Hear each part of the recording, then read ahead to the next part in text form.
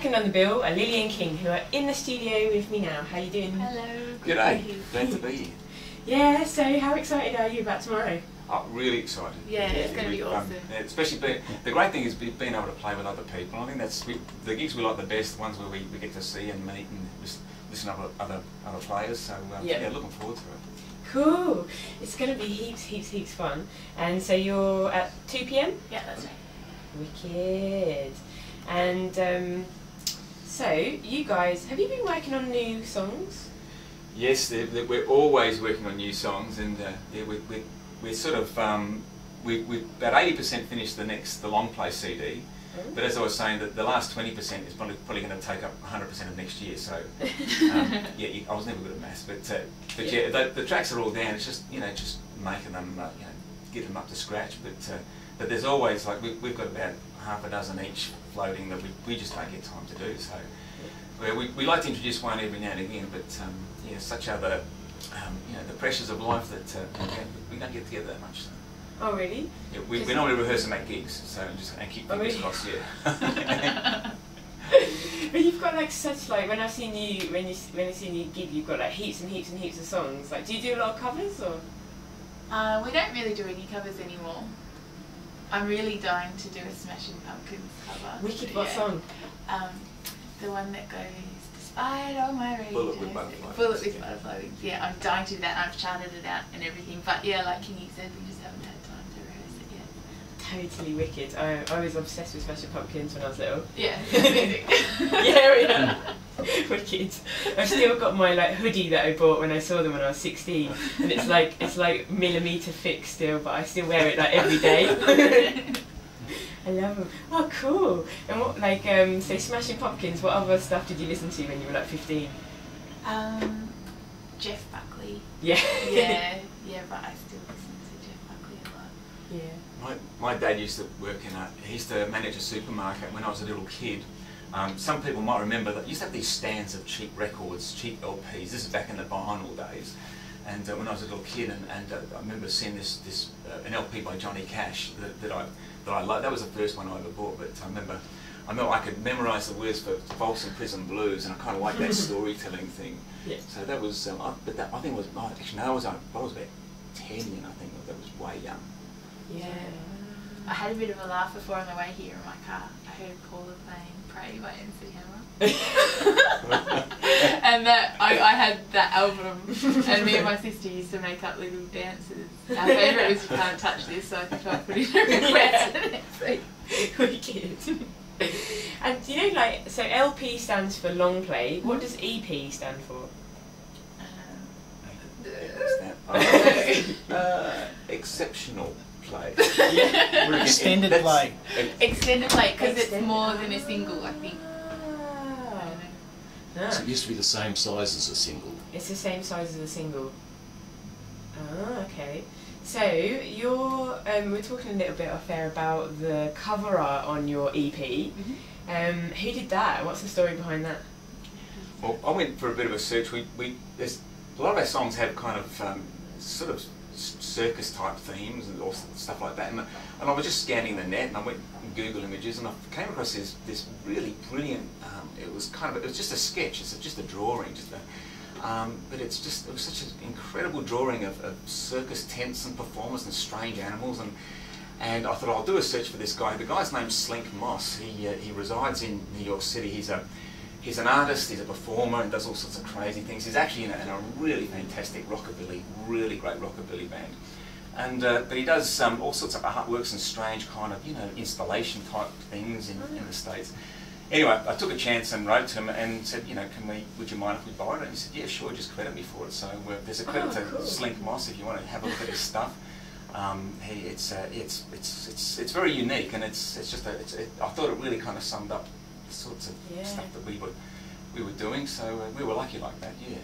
Yeah, cool. And so the album that's coming up, have you got some artwork lined up for that? We saw something on the that we like from a local artist, but that's not been confirmed as yet, so we're not saying anything. just in case. So, but yeah, we said no, we want to use somebody local next time. Yeah, but anyone who would want to get along to see Nadia Turner's exhibition at Limerence. Yeah. Would maybe see where we're going with it. Yeah, cool. She's having an exhibition, I think, in December, later on this year. But yeah, I don't know whether that's confirmed either. But we'll definitely be heading over there and checking out her artworks. They're beautiful. Oh, cool. What sort of thing? Dreamy, like very otherworldly, sort of. Like, yeah. There's references to medieval kind of themes and fantasy type themes and stuff like that. And I actually, because I sent Lily a link, and then she looked into it, and she loved it. So, which is good that we actually agreed upon something. That's a bit of a rarity, actually. So, I don't believe you. All right, so let's crack into some music, What do you say about that? Okay. We'll play a song that we've played here before. It's off our EP, and it's called The Mermaids Last Call. How good. Alright, Hills Hoist 97.1 FM.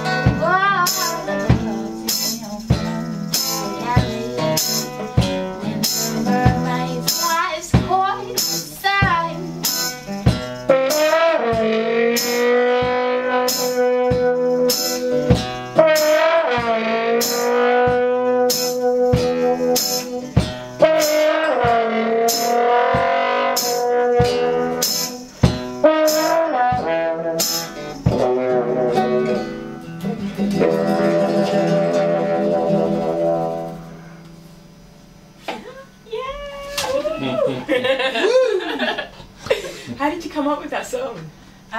Well, one night when I was living with my partner Chris in Abbotsford, we were just hanging around drinking absinthe. And then that song just happened. Cool. Yeah. Cool. What are you going to go for next? What do you think? Slow or fast? Slow. Slow. Radio. Sailor. We'll do Sailor song.